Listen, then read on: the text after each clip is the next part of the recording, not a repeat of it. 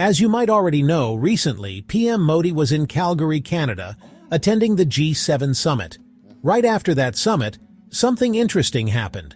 Modi received a phone call from none other than US President Donald Trump, who requested Modi to make a stopover in the United States on his way to Croatia.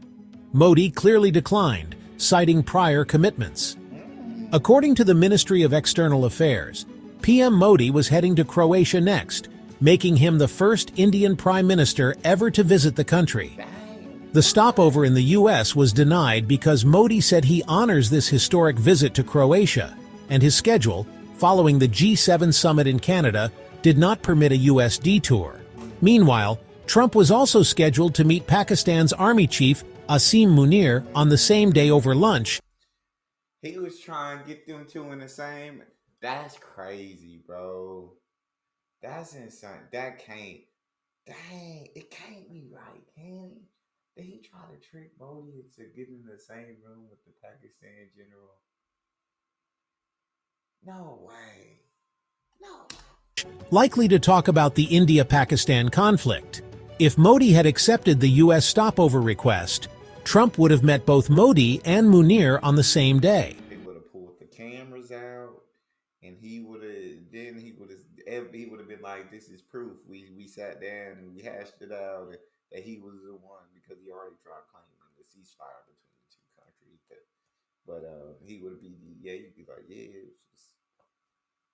this was my doing. This was all me. As you can see, I got Modi here, and I got Pakistan's general here." That could have created awkward diplomatic optics and raised questions about India's position on direct bilateral talks with Pakistan. Agreed. Now, if we stop the story here, it looks like a routine diplomatic response. But let's break it down. This wasn't just any leader. This was Donald Trump, the President of the United States. And when the President of the United States requests a meeting, it is usually considered a big deal.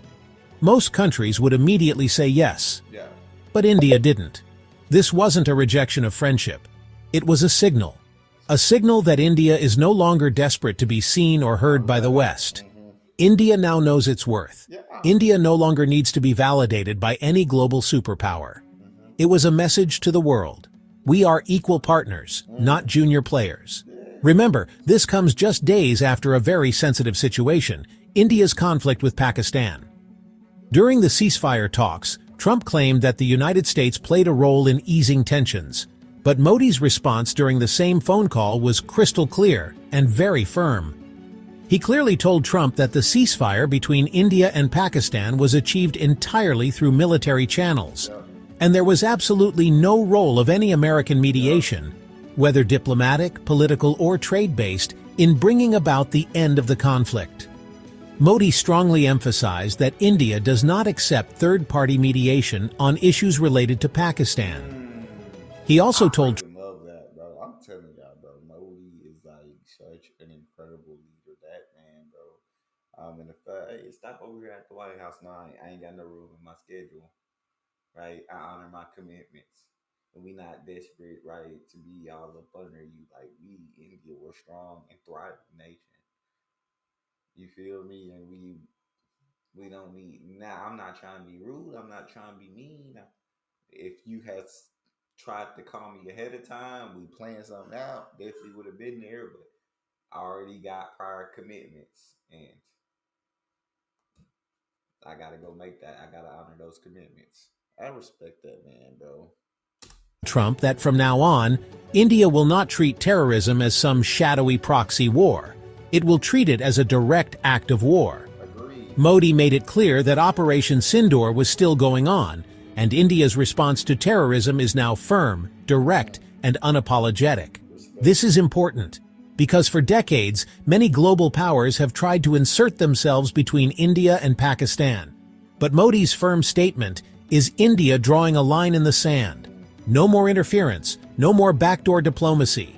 India will handle its own problems in its own way. And it's not just about Pakistan, it's about India's entire foreign policy. Under Modi, India has been sending a clear message. We will talk to everyone, but on our own terms. We are open to partnership, but not pressure. We are friendly, but not afraid to say no. In fact, while declining Trump's request, Modi invited him to visit India instead Oh, for the upcoming Quad Summit. That's another move of equal status. India did not say, "We'll come to you." India said, "You're welcome to come here." It's diplomatic language, yes, but the message is loud and clear. Now, let's zoom out and understand the bigger picture. yeah, I can't come this time, but hey, if you want to, after I get done with Croatia for the Quad Summit, if you want to come, because I assume they're gonna be at the if the Quad Summit to India, they're all going to India for sure. But hey, if you want to come early, maybe, or you want to talk, then yeah. India's economy is growing. India is now the world's fourth largest economy. Its defense capabilities are expanding. Its influence in the Indo-Pacific is rising. Countries like the US, Japan, Australia, France, and even Russia are now trying to deepen ties with India, not because they want to help India, but because they need India. And that's the key difference. India is no longer begging for a seat at the table. India is the table. And leaders across the world are beginning to see that. Modi's refusal also shows confidence. In international diplomacy, saying no takes courage, especially when it's to a country like the US, but Modi's decision shows that India is not afraid, and it's not about being rude, it's about being clear on priorities. Agreed. Right now, India has many pressing goals, from securing its borders to boosting its economy to building partnerships in Europe and Asia. India has its own roadmap.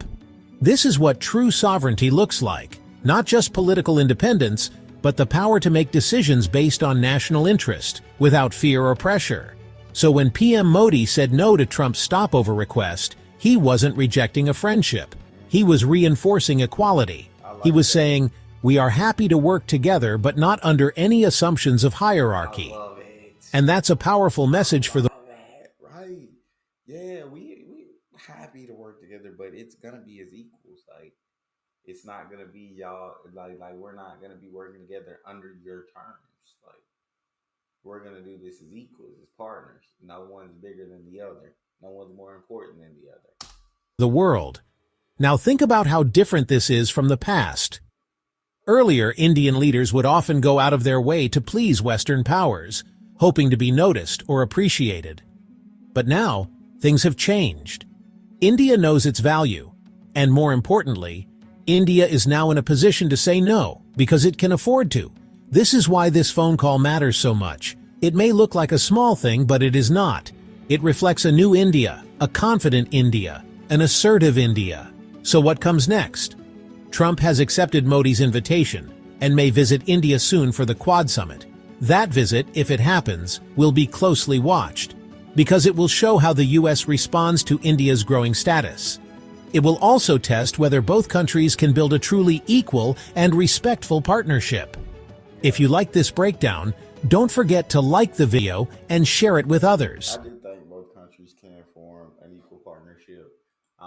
And again, so much respect for Modi and the way that he leads the country. I think it's absolutely phenomenal. If you guys enjoyed, please don't forget to subscribe, give the video a thumbs up, check out the next. I'll see y'all next time.